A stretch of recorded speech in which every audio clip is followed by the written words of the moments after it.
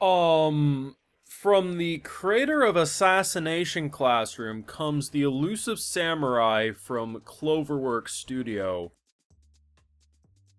I thought this sounded so fun, so innocent, and when I hear Assassination Classroom, there was some emotion to that show, don't get twisted, but, from what I was reading, a character who runs away to win his battles, it sounded like a fun, silly gimmick.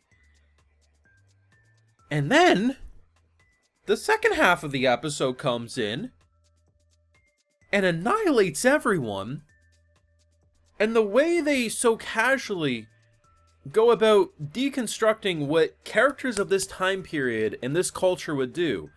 This kid, who just loves to run and jump around, was ready to take his life because his family and everyone else was dead. And that's the honorable thing to do, to die with them at that point. And the idea of this crazy priest who can see the future, apparently, taught him and had him open up his eyes to what living is, and was proud enough to say, I want to continue living. Somehow a kid who apparently is going to just run away from all his battles and is going to be a feared warrior in the future, who lost everything, turned an episode I thought was going to be very fun into my current favorite first episode of this anime season. The Elusive Samurai is something not to sleep on. This is anime of the season potential. I'm gonna throw that out there. I have full live reactions over on Patreon if you want to see my full and good thoughts on any of these episodes. It's gonna be over there exclusively.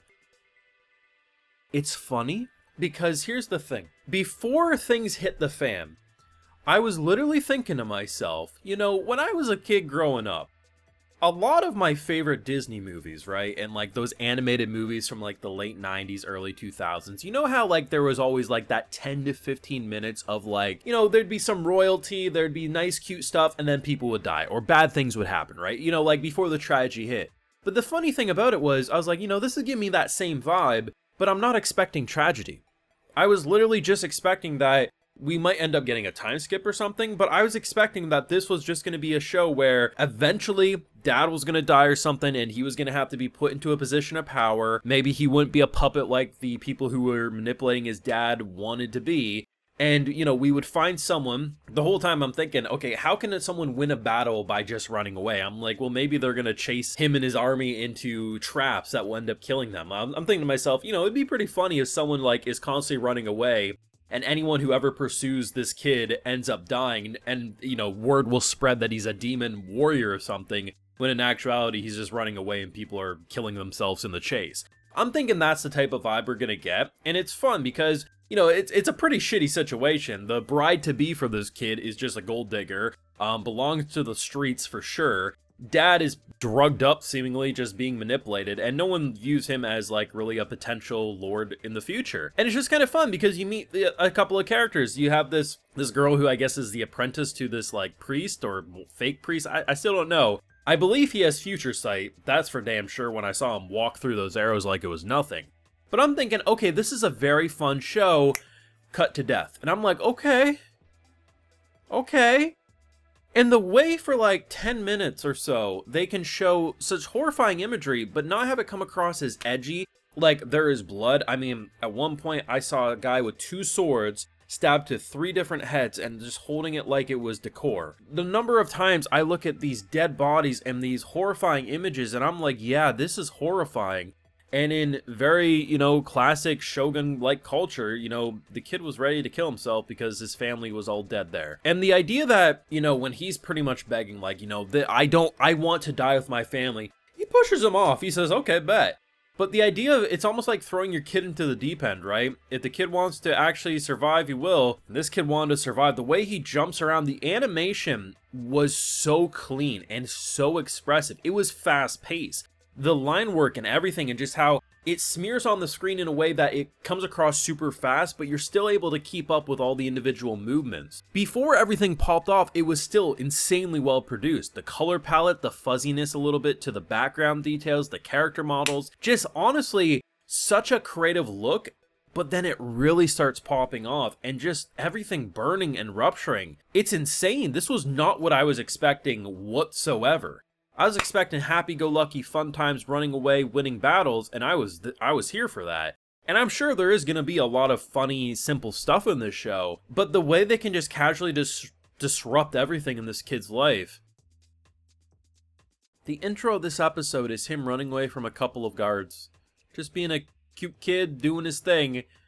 And less than 5 minutes later, he loses everything in the most brutal fashion possible. The thing about these kind of like historical Japanese samurai style shows is I often feel like the anime community sleeps on them a lot. Like whether it's stuff like A Blade of the Immortal or anything like that. And honestly, it's a sad thing to say, but I have a strong suspicion had the brutality not happened in this episode, and it was mostly what the first half of this episode was, I bet this episode would have been slept on by a lot. But because there is that insane hook, it probably will get a lot more viewership because of it. And don't get it twisted, the second half definitely upped my expectations. But you gotta understand, I was here for everything before that. I was expecting a very funny historical show with a guy who ran away from everything.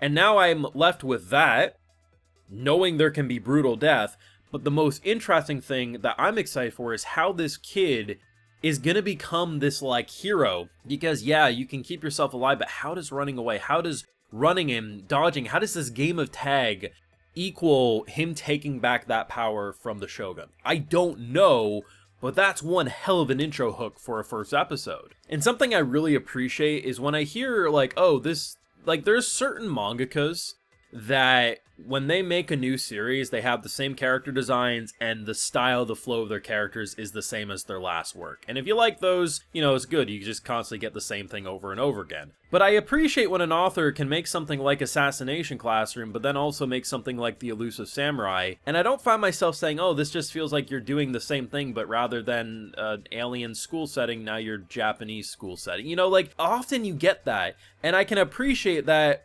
I don't really, like, I had no, if I didn't know this was from the Ass-Class author, I wouldn't have gotten any impression that it was from this episode. And that's a good thing.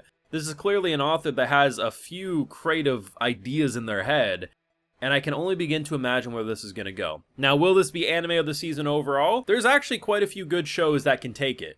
But I'm just saying, out of the shows that I've seen so far this week, this is one of a small handful that I think has potential to be anime of the season if this is a good indication of what to expect from this show going forward. And if not, I think we still have a certified banger on our hands. Now, let me know what you thought down below on this incredible first episode. You're going to watch episode 2, let me know. Be sure to leave a like if you enjoyed, subscribe if you're new around here, of course, ring that bell, and like I mentioned, full live reactions over on Patreon, and hey, while you're over there, I'll also give you a video shout out. Alright, so today we got Ishoten, Daw, Mihel L, Kieran Dean, Draco Burns, The Legend of Sora 73, and we also have Humanoid. So I appreciate the support, everyone. Please take care, and y'all have a good one.